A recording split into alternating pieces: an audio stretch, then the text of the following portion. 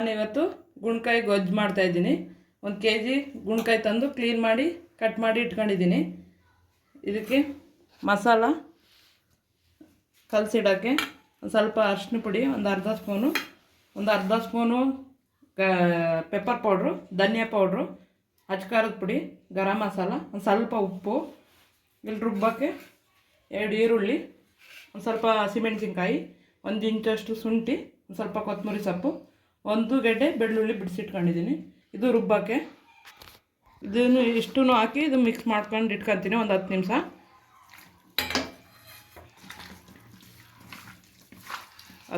ಚೆನ್ನಾಗಿ ಮಿಕ್ಸ್ ಮಾಡಿ ಇಡಬೇಕು. ಆಮೇಲೆ ಒಗ್ಗರಣೆಗೆ ಹಾಕಬೇಕು. ಇದು ರುಬ್ಕೊತಾ ಇದ್ದೀನಿ.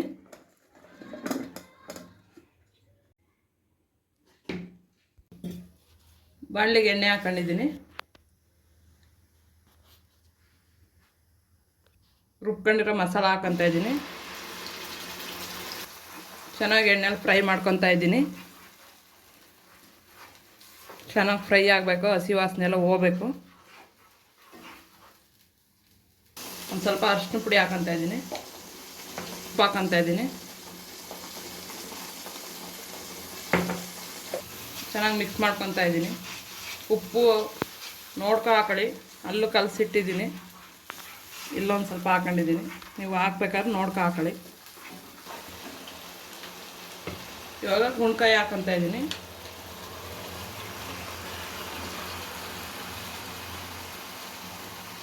ಇದನ್ನು ಚೆನ್ನಾಗಿ ಮಿಕ್ಸ್ ಮಾಡ್ಕೊತಾ ಇದ್ದೀನಿ.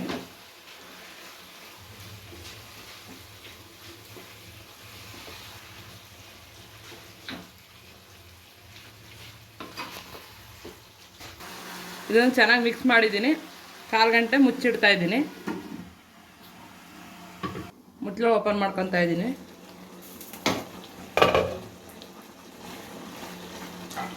ಈ ಥರ ಬೆಂದಿದೆ. ಅದೇ ನೀರು ಬಿಟ್ಕೊಂಡಿದೆ, ನೀರೇನು ಹಾಕಿಲ್ಲ ನಾವು. ಇನ್ನೊಂದು ಸ್ವಲ್ಪ ನೀರು ಹಾಕೊತಾ ಇದ್ದೀನಿ. ನೀರು ಹಾಕಿರಲಿಲ್ಲ. ಇದನ್ನು ಮಿಕ್ಸ್ ಮಾಡಿ ಒಂದು ಅರ್ಧ ಗಂಟೆ ಬೇಯಕ್ಕೆ ಬಿಡ್ತೀನಿ.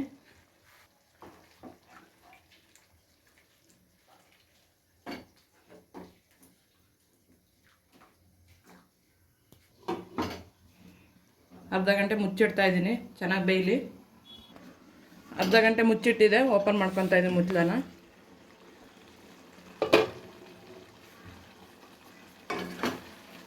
ಚೆನ್ನಾಗಿ ಬೆಂದಿದೆ, ನೀರೆಲ್ಲ ಸೀದಿದೆ. ಇವಾಗ ಕೊತ್ತಂಬರಿ ಸೊಪ್ಪು ಹಾಕೊತಾ ಇದ್ದೀನಿ. ಉದ್ದುದ್ದ ಕಚ್ಚಿಟ್ಕೊಂಡಿರೋದು 1 ಈರುಳ್ಳಿ ಹಾಕೊತಾ ಇದ್ದೀನಿ.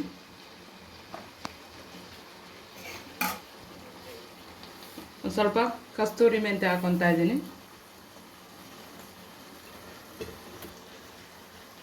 ಇಷ್ಟನ್ನು ಹಾಕಿ ಮಿಕ್ಸ್ ಮಾಡ್ಕೊತಾ ಇದ್ದೀನಿ.